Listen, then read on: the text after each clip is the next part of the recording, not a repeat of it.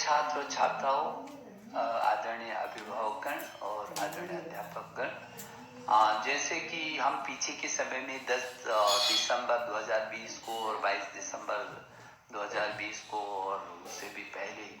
हम लगातार संवाद करते रहे हैं और आपकी कई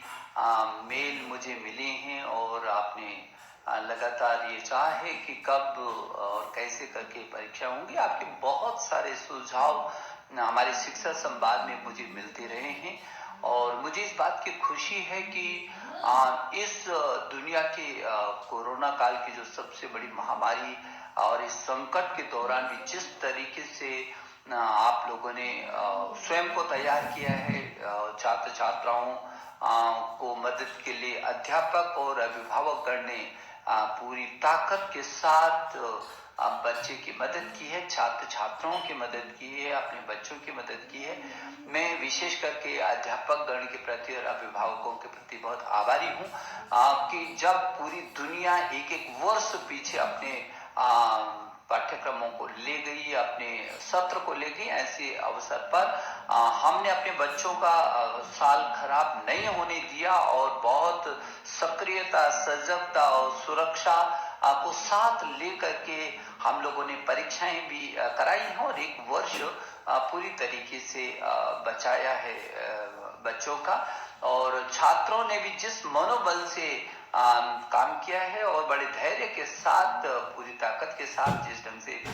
परीक्षा दी है, ये निश्चित रूप में पूरी दुनिया में एक अपने आप में बहुत अद्भुत उदाहरण है। क्योंकि इस देश का यदि सामर्थ्य देखा जाए तो 1000 से अधिक विश्वविद्यालय हैं और 45-50 हजार डिग्री कॉलेज हैं, जहाँ 1 करोड़ 10 लाख अध्यापक हों और जहाँ 15-16 लाख स्कूल हों और छात्र छात्राओं की टोटल संख्या यदि देखें तो मैं बार बार कहता हूँ कि अमेरिका की कुल जनसंख्या से भी अधिक 33 करोड़ हमारे छात्र छात्राएं हों और जो दुनिया का सबसे बड़ा लोकतांत्रिक देश हिंदुस्तान और कोविड की इस महामारी के संकट में भी पूरी ताकत के साथ हमारे देश के यशस्वी प्रधानमंत्री जी के यशस्वी नेतृत्व में जिस तरीके से हर चुनौती का मुकाबला देश के लोगों ने किया, तो मेरे छात्र छात्राओं, आप भी पीछे नहीं रहे, मेरे अभिभावक भी पीछे नहीं रहे हैं और मेरे अध्यापक तो योद्धा बन करके सामने रहे हैं। तो मैं समझता हूं कि हमने बच्चों को इस बीच ऑनलाइन पढ़ाया भी है, उनकी परीक्षाएं भी करवाई हैं, रिजल्ट भी दिया और अब हम आगे की इस सत्र की तैयारियों में जुटे हुए हैं। और डिजिटल इंडिया जो हमारे देश के प्रधानमंत्री का विजन था, इस कोरोना काल ने उस विजन को क्रियान्वित किया धरती पर। मैं समझता हूं कि 33 करोड़ छात्र छात्राओं को ऑनलाइन पर लाना दुनिया सोच भी नहीं सकती है। हाँ, अभी कुछ छात्र छात्रा ऐसे हैं जिनके पास स्मार्ट टेलीफोन नहीं है, जहाँ नेट की सुविधा नहीं है, लेकिन हमने उनको भी वंचित नहीं रखा। हम टेलीविजन के माध्यम से, रेडियो के माध्यम से, सामुदायिक रेडियो के माध्यम से और जैसे कि one nation one digital platform की हमने बात की थी और वन क्लास 1 चैनल की बात की थी और हमारे स्वयं प्रभा के 32 चैनल जो 24 घंटे हमारे छात्र छात्राओं के लिए समर्पित हैं, DTH पर उनकी समर्पितता है और उसी से जो छात्र दीक्षा पर नहीं आ सके हैं, उसके कारण उनको दिक्कत हुई, मोबाइल में नहीं उसको पा सके, उनको भिन्न भिन्न तरीके से हम लोगों ने किया। लेकिन मुझे इस बात की खुशी है और ये कहते हुए मुझे गर्व भी महसूस होता है कि हिंदुस्तान की शैक्षणिक जो गतिविधियां हैं वो पूरी ताकत के साथ खड़ी रही हैं, चरमराई नहीं है। हाँ, कभी हमने पाठ्यक्रम को कम किया, लगातार हम शैक्षणिक कैलेंडर को जारी करते रहे, हम छात्रों से सीधा संवाद करते रहे, हम अभिभावकों से संवाद करते रहे, हम अध्यापकों से, अब सबसे हम संवाद करते रहे और जो भी कठिनाई आई हमने मिल करके उसका समाधान किया। और मैं अपने अधिकारियों के प्रति भी मंत्रालय के कि 24 घंटे में से 20-20 घंटा, 18-18 घंटे रात और दिन काम करके और जिस तरीके से मेरे देश के इस 33 करोड़ छात्रों में से 25 करोड़ तक ऑनलाइन पर लाने में सफलता प्राप्त किए दुनिया का अद्भुत उदाहरण है। और हमने जेईई और नीट की भी परीक्षाओं को कराया और बहुत सुरक्षित तरीके से नीट भी दुनिया की सबसे बड़ी इस कोरोना काल की परीक्षा थी और जो बहुत ही सफलतम रहा है। मैं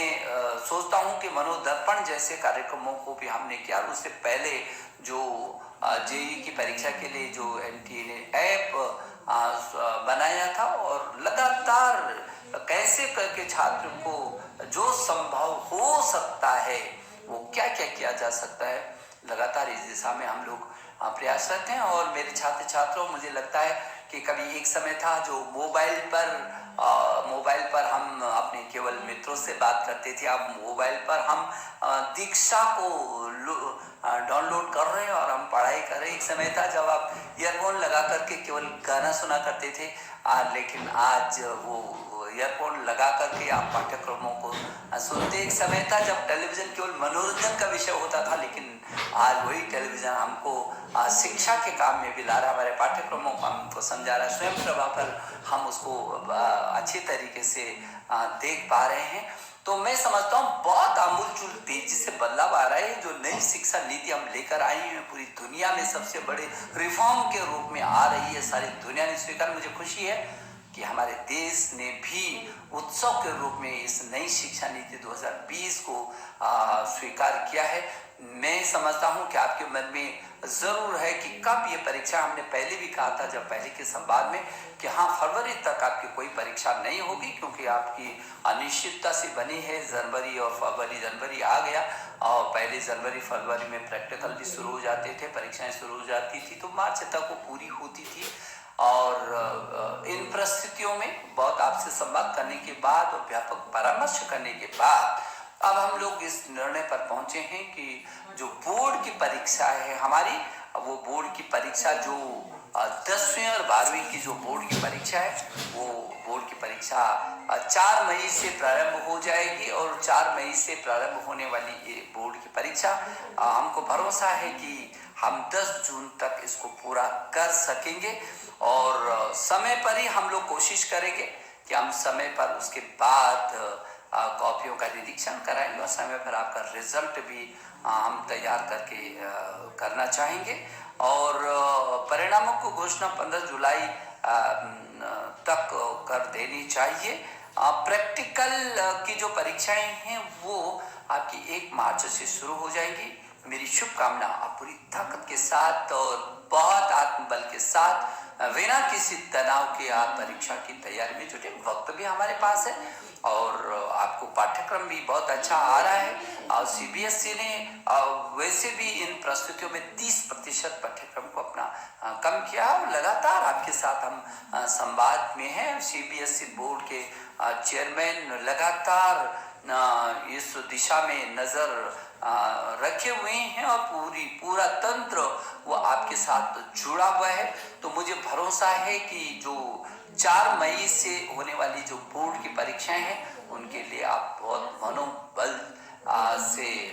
तैयारी करेंगे और पूरी ताकत के साथ और बिना किसी संकोच के आप अपनी परीक्षा को देंगे, मस्ती के साथ परीक्षा को देंगे। और जो विदेशी, क्योंकि देश से हट करके दुनिया के लगभग